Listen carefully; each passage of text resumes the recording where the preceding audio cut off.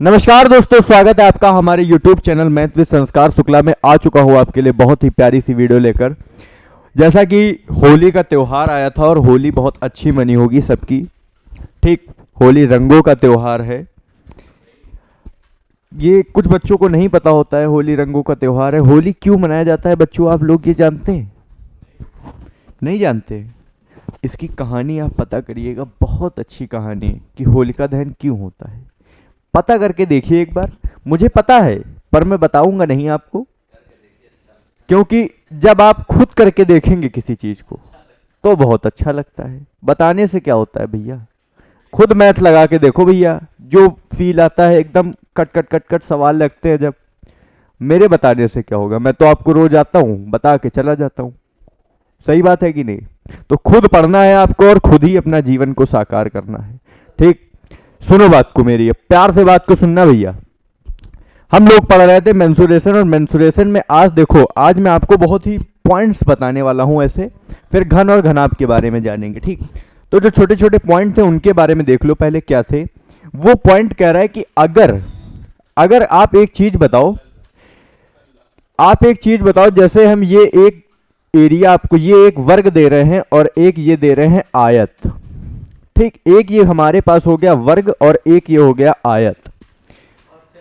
अब इसका परिमाप जो है वो सेम है, मतलब कि ये 6 है, ये 6 है, ये 6 है, ये 6, 6 6 12, 6 त्रिक 18, 6 चौक 24, 24 है परिमाप। तो हमने माना इसका 10 10 20, 2 और 2 ये हो गई।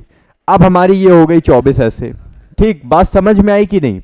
अब हमारी जो ये हो गई 24 ऐसे। ठीक, तो देखो मेरे जो कहने का तात्पर्य है कि इसका जो पेरीमीटर है, सुनो बात को, इस वाली जो रेखा का, इस वाले जो फिगर का पेरीमीटर है, ठीक, और इस वाले फिगर का जो पेरीमीटर है भैया है सेम ना। क्योंकि देखो इसका अगर हम लोग पेरीमीटर निकालेंगे तो कितना आएगा, 24 सेंटीमीटर। इसका निकालेंगे तो कितना आएगा, 24 सेंटीमीटर। लेकिन अब ये हमको पता लगाना है कि किसका जो क्षेत्रफल ज्यादा होगा। तो पता है हमेशा आयत वर्ग का क्षेत्रफल ज्यादा होगा। ठीक, अब मैं आपको यही बताने वाला हूं। देखो कि अगर कभी भी आपको 4 फिगर दे दिए जाएं, ठीक, जैसे कि जो हमारे मेन फिगर होते हैं वो अगर आपको दे दिए जाएं, तो सबसे जो छोटा अगर परिमाप सेम है, लिख लो यहां पे, परिमाप समान तो क्षेत्रफल। सबसे छोटा इसका हो जाएगा। उसके बाद हमारा क्या आता है, उसके बाद हमारा आता है आयत। उसके बाद हमारा क्या आता है, वर्ग, अरे वर्ग, हाँ,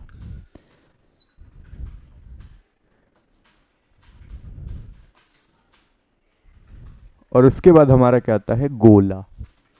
समझ आई बात आपको कि अगर कभी भी 4 फिगर आपको दिए हुए हैं और आपसे कहा गया चारों के परिमाप समान हैं, तो बताइए किस आकृति का क्षेत्रफल सबसे ज्यादा होगा। तो हमेशा सबसे कम क्षेत्रफल जो होगा वो ट्रायंगल त्रिभुज का होगा। सबसे उसके बाद जो होगा वो आयत का होगा। उसके बाद जो होगा वर्ग का होगा। उसके बाद जो होगा वृत्त का होगा। समझ आ गई बात? समझ आ गई बात भैया आपको? जरूर आ गई होगी आपको बात समझ।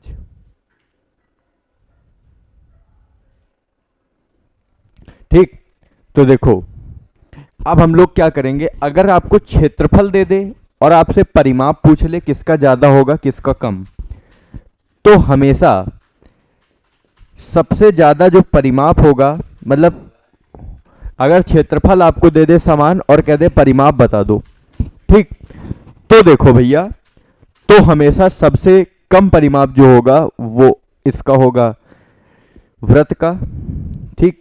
सबसे कम परिमाप किसका होगा? वृत्त का। उसके बाद ऐसे ही उल्टा चलता चला जाएगा, वर्ग, आयत और त्रिभुज। बात समझ में आ गई ना आपकी? ये लिख लो भैया, बहुत आसान चीज है और बहुत बढ़िया चीज आपको बता दी है हमने, ठीक। अब ये देखो आगे, ठीक। ये हमने आपको पॉइंट बता दिया, 2 पॉइंट थे इसमें। अगर क्षेत्रफल दिया हो तो परिमाप, अगर परिमाप दिया हो तो क्षेत्रफल किस उसमें होगा, ऑर्डर में, ठीक। समझ आ गई बात आपको? आ गई ना समझ? तो अब देखो, हमने कहा था क्यूब और क्यूबॉइड के बारे में जानेंगे। तो देखो घन क्या होता है? घन एक आकृति है। क्या है? घन एक आकृति है। तो देखो घन कैसे बनेगा, इसमें घन है भी नहीं, चलो हम ऐसे ही बना देते हैं घन भैया। ये होती है, एक ऐसे बना लो, उसके बाद एक ऐसे बना लो।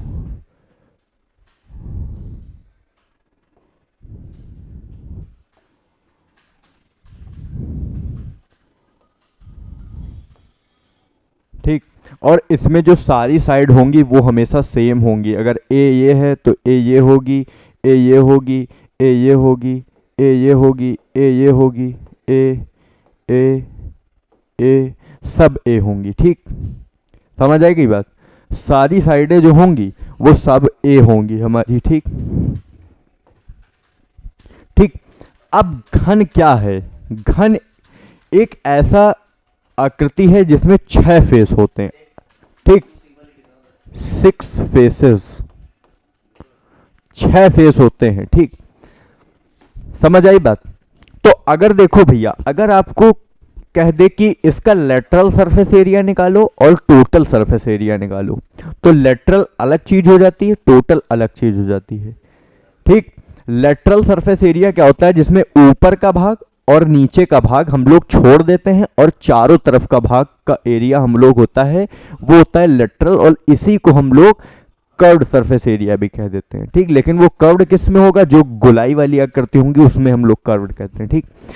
तो इसका आप लोग लिख लो भैया यहां पे कि लेटरल सरफेस एरिया क्या होगा। लिखो यहां पे लेटरल सरफेस एरिया।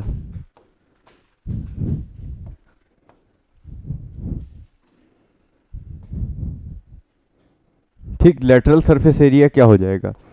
अब देखो मैं आपको पूरा प्रूफ भी करूंगा यहाँ पे। देखो लेटरल सरफेस एरिया का हमने कहा ऊपर का और नीचे का भाग छोड़ दो, ठीक। तो जैसे कि एक आपको ये ट्रायंगल दे दिया, एक ये आपको वर्ग दे दिया गया है और आपसे कहा गया ए ये साइड है, ए ये साइड है, ए ये है, ए ये है, इसका हमको एरिया बता दो। तो आप क्या कहोगे? ए स्क्वायर कहोगे। तो वैसे ही इसमें भी सारी साइडें ए हैं, तो हमारा एक एक जो होगा, मतलब एक फेस का एरिया क्या निकलेगा? ए स्क्वायर, ठीक। और इसमें टोटल फेस कितने हैं? 6। टोटल फेस 6 है, तो हमने इधर का ले लिया है अभी, ठीक। अब टोटल फेस 6 हमने कहा, टोटल में ऊपर और नीचे का नहीं लेना है लेटरल सरफेस एरिया में, ठीक। तो ऊपर और नीचे का ना लो, तो हमारे पास कितने बचे? 4। तो ए स्क्वायर 1 का है, हमको चाहिए कितने का? 4 का। 4 से मल्टीप्लाई करा देंगे, आपका जो ए वो बन जाएगा फॉर्मूला, वो बन जाएगा कितना? 4a square. समझ आ गई बात आपको? 4a स्क्वायर आपका फॉर्मूला बन जाएगा भैया। बात समझ में आ गई? ठीक। अब यहीं पे लिख लो कि टोटल सरफेस एरिया क्या होगा।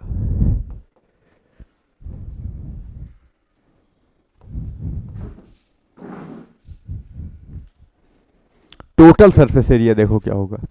टोटल सरफेस एरिया क्या होगा? अब आपको ऊपर और नीचे दोनों का ले लेना है, सब कुछ मिला देना है।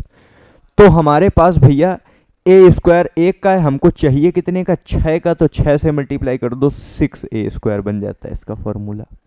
समझ आ गई बात? इसका फॉर्मूला क्या बन जाएगा? 6a स्क्वायर फॉर्मूला बन जाएगा, ठीक।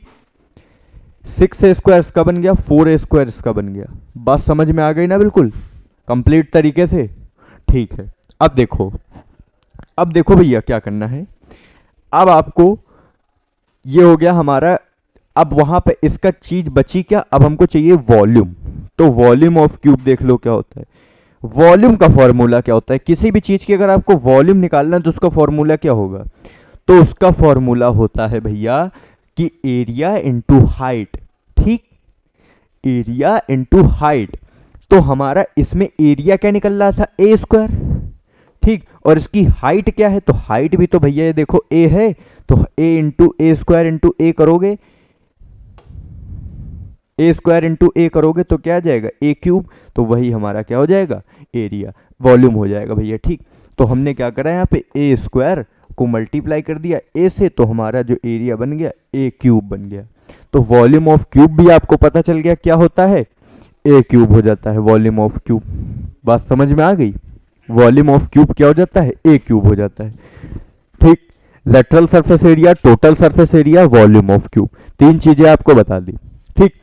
अब देखो क्या हमको बताना है, घनाभ का विकर्ण बताना है हमको, विकर्ण, हम विकर्ण डायगोनल, यानी कि जैसे अगर एक ये कमरा है, जैसे मान लो एक ये है 3D टाइप का फिगर, तो यहां से लगा के उस वाले कोने, देखो भैया यहां जैसे हमने माना ये हमारा कोना है, तो यहां से आप लोग जहां बैठे हैं वहां से लीजिए और ऊपर वाले वहां कोने तक जो जा रही होगी वो लाइन हमको चाहिए, ठीक। तो इसका एक वो भी बनता है सवाल कि अगर किसी चींटी को एक कमरे, जैसे एक कमरा यहां से हम लोग, अगर कोई चींटी यहां से यहां जाना चाहती है, ठीक, इतनी दूरी तय करना चाहती है, तो उसको कम से कम कितना चलना पड़ेगा, ये आपसे पूछा जाता है। तो वो मैं आपको बताऊंगा जब क्वेश्चन कराऊंगा, वो सीधे क्वेश्चन ही लेके आऊंगा जिससे आपको लगे मैं झूठ नहीं बोल रहा हूं, पूछा ही जाता है भैया, ठीक। तो देखो ये हो गया वॉल्यूम ऑफ क्यूब हमारा, ठीक। अब डायगोनल ऑफ क्यूब क्या होता है, यहां पे लिख लो भैया, डायगोनल क्या होता है इसका, तो इसका डायगोनल का फॉर्मूला होता है, इसके डायगोनल का क्या फॉर्मूला होता है, इसके डायगोनल का फॉर्मूला होता है √3 और a, ठीक, a √3 होता है, ठीक, a √3 या √3a मान लो भैया, समझ आई बात, a √3 या √3a, ठीक, ठीक है। अब देखो, अब आपको एक क्यूब पता चल गया, सारी चीजें मैंने आपको क्यूब के बारे में बता दी। अब सेम ऐसे ही क्यूबॉइड ले लेते हैं, ठीक, क्यूबॉइड देख लो, क्यूबॉइड भी बहुत, अब देखो वर्ग से मिलकर जो आकृति बनती है वो हमेशा घन होती है यानी कि क्यूब, और आयत से मिलकर जो आकृति बनती है वो हमेशा घनाभ होती है यानी कि क्यूबॉइड। तो यहां पर हेडिंग लगाओ क्यूबॉइड,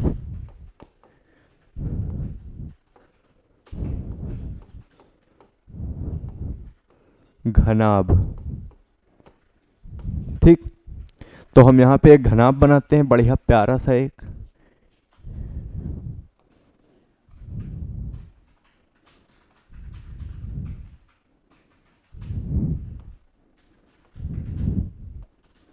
अब लेकिन इसमें तो लेंथ ब्रेथ और वो हाइट अलग अलग होंगी, इसमें तो लेंथ ब्रेथ और हाइट अलग अलग होंगी ना भैया।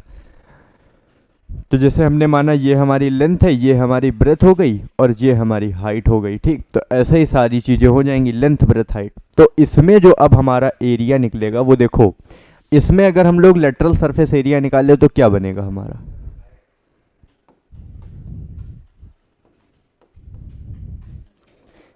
इसमें लेटरल सरफेस एरिया ऊपर का और नीचे का छोड़ दो, ठीक, ऊपर का और नीचे का छोड़ दो, तो ऊपर और नीचे छोड़ के क्या बन जाएगा, 2l + b × h। अब इसको जैसे खोलो तो क्या बनेगा, 2l + 2b, फिर इसको h से मल्टीप्लाई कर दो, तो 2lh + 2bh ये बनेगा, ठीक। तो इसमें हम लोग ऐसे ही कॉमन ले लेते हैं, LH कौन सा होगा, इधर वाली का, इधर वाली का, BH कहाँ का होगा, इधर वाली का, इधर वाली का, जब दोनों दोनों मिलेंगे तो हो जाएगा, ठीक। टोटल सरफेस एरिया, ऊपर नीचे का भी ले लेना है,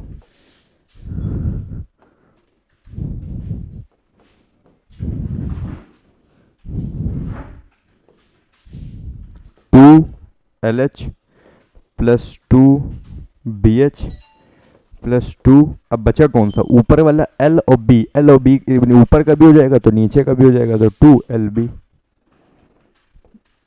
2LB + BH + HL।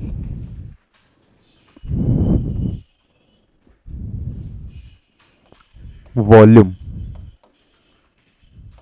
Area into height, ठीक। तो एरिया हमारा क्या हो गया, L into B, L into B, इसको हाइट से और मल्टीप्लाई करा दो, एल वी एच हो गया।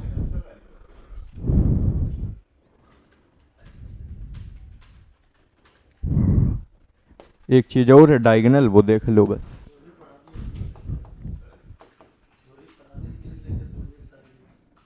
डायगोनल, तो डायगोनल इसका क्या हो जाएगा, under root L square plus B square plus H square, ठीक। क्यूब और क्यूबाइड दोनों चीज़ें आपने पढ़ ली है। तो हम लोग आज के लिए इतना ही रखते हैं, मिलते हैं दूसरी वीडियो में। दूसरी वीडियो के बारे में पूरा जानेंगे, उसमें हम लोग सिलेंडर, कोन और आगे जो फ्रस्टम विस्टम होते हैं उनके बारे में जान लेंगे।